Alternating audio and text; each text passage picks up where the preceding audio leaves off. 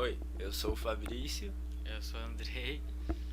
O nosso trabalho é sobre arquitetura e organização de computadores. Nós somos alunos da Universidade de Caxias do Sul.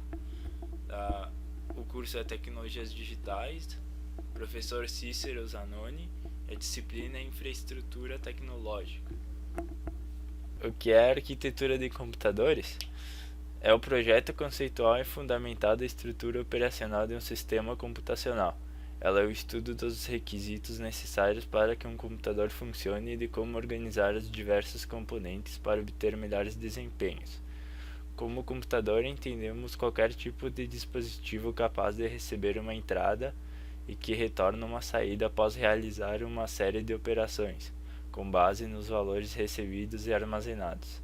É importante estudar sobre a arquitetura de um computador para sabermos como ele funciona, qual a sua capacidade, como programá-lo da melhor forma possível e como ganhar desempenho e o que faz ele ficar tão lento.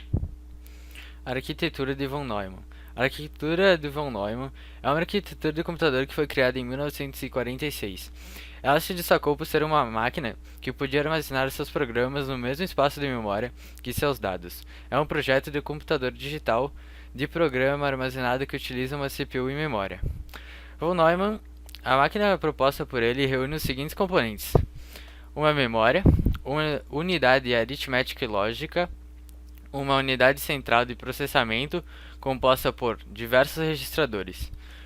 Também possui uma unidade de controle e ainda possui os dispositivos de entrada e saída. O ciclo de execução possuía três instruções, que eram busca, decodificação e execução.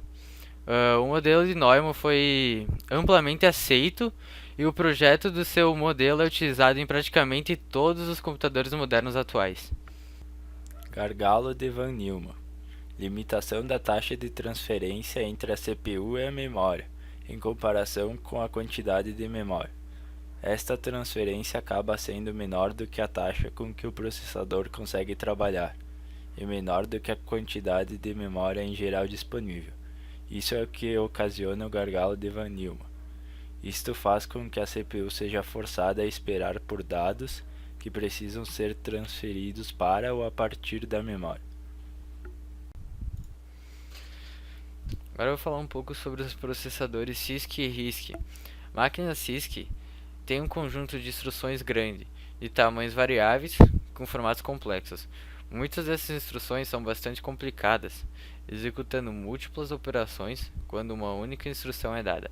Por exemplo, é possível realizar um loop complexo usando apenas uma operação assembly.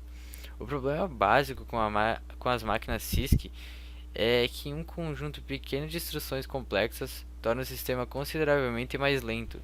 Os projetistas então decidiram retornar a uma máquina mais simples, delegando ao compilador a responsabilidade de produzir códigos eficientes com esse novo conjunto de instruções. Máquinas que utilizam essa filosofia citada são chamadas de máquina RISC, que eu vou falar agora. A arquitetura RISC, Reduced Instruction Set Computer, como o próprio nome já diz, tem como principal objetivo simplificar as instruções de modo que elas possam ser executadas mais rapidamente. Cada instrução executada, apenas uma operação, que são todas do mesmo tamanho, tem poucos formatos, e todas as operações aritméticas devem ser executadas entre registradores. Dados da memória não podem ser utilizados como operandos. Praticamente todos os conjuntos de instrução para qualquer arquitetura lançados desde 1982 têm sido RISC, ou alguma combinação entre RISC e CISC. Agora vamos apresentar um pouco sobre as partes que compõem a arquitetura de um computador, começando pelos dispositivos de entrada. São os dispositivos responsáveis por levar a informação para dentro do computador. Como exemplo, temos o teclado, o mouse, o microfone e a webcam. O processador, ou então a unidade central de processamento, é considerado o cérebro do computador. O trabalho do processador consiste em executar os comandos. Cada vez que tu aciona uma tecla, mexe o mouse ou então inicia uma aplicação, você está enviando uma instrução para a CPU. O processador é composto principalmente por quatro partes: unidade lógica e aritmética, ULA, unidade de controle, registradores e Memory Management Unit. Unidade lógica e aritmética. ULA. Tem como função realizar as operações aritméticas como adição, subtração, divisão e multiplicação, e também as operações lógicas, como deslocamento, transferência, comparação e classificação. Quando um programa solicita uma operação matemática ao computador, a unidade de controle entrega para a ULA os dados envolvidos e a operação a ser utilizada. A ULA executa o cálculo e imediatamente devolve os dados para a unidade de controle, a partir do qual os dados são manipulados até chegar a um objetivo. A unidade de controle ela serve para dirigir e coordenar as atividades do processador. A unidade de controle ela serve para dirigir e coordenar as atividades do processador em relação a todas as outras demais do sistema. Todas as atividades internas de uma determinada máquina são controladas pela unidade de controle. E as funções básicas da unidade de controle são as que estão apresentadas abaixo. É o controle de entrada de dados, interpretação de cada instrução de um programa, a coordenação de armazenamento de informações, a análise das instruções dos programas, controle de saída de dados e decodificação dos dados. Registradores. O registrador de uma CPU é a memória RAM que armazena um número limitado de bits. Os registradores estão no topo da hierarquia de memória. Sendo assim, são os meios mais rápidos e caros de se armazenar um dado. Os registradores se localizam no interior de um microprocessador. Memória RAM. Ela é usada pelo processador para armazenar arquivos e programas que estão sendo processados. Sem uma quantidade suficiente de memória RAM, o sistema passa a utilizar a memória virtual, que isso faz tudo ficar mais lento. A memória RAM, ou memória de acesso aleatório, é um hardware de armazenamento randômico e volátil de memória.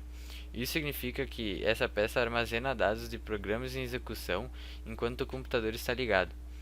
A memória RAM é de acesso rápido, ou seja, é essencial para acompanhar a velocidade do processador. Esse tipo de memória recebe informações do HD e as armazena temporariamente, disponibilizando esse conteúdo ao processador.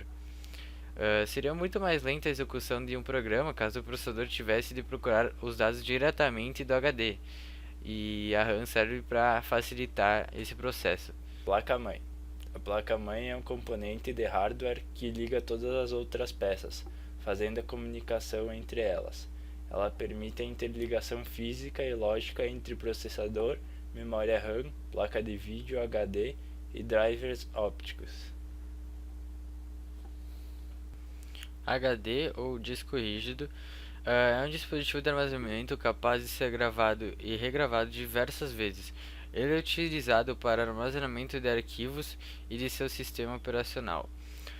Ao executar um programa ou abrir um arquivo, o computador leva alguns dos dados do disco rígido até a memória RAM, para que seja possível acessá-los com maior facilidade. Quando tu salva um arquivo, os dados são levados novamente até o disco rígido, ou então HD. Quanto mais rápido for o disco rígido, mais rápido pode inicializar e carregar os programas. Também é no HD que vai ficar tudo gravado.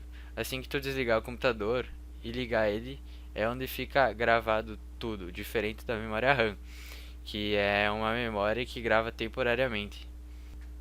Placa de vídeo. Uma placa de vídeo é o componente de hardware do computador responsável por administrar e controlar as funções de exibição de vídeo na tela. Basicamente, os gráficos já existem e estão armazenados no computador em forma de um arquivo. A função da placa de vídeo é processar esses arquivos e jogá-los no monitor. Alguns gráficos têm um peso maior para processamento, e por isso, para serem processados, eles exigem mais da sua placa de vídeo. Quando a placa de vídeo não consegue processar determinados gráficos, existe uma queda de frames, e o resultado é uma lentidão no computador. Fonte de alimentação. Ela serve para levar energia elétrica da tomada para as partes do computador a partir dos cabos. Placa de som. É responsável por tudo que ouvimos nos alto-falantes ou fones de ouvido. A maioria dos computadores tem a placa de som integrada, mas há a possibilidade de trocar por uma que seja de melhor qualidade. Dispositivos de saída são dispositivos que exibem dados e informações processadas pelo computador, também chamados de unidade de saída. Permitem a comunicação no sentido do computador para o utilizador. Exemplos, como tem aí no slide, é a impressora, monitor e o fone de ouvido.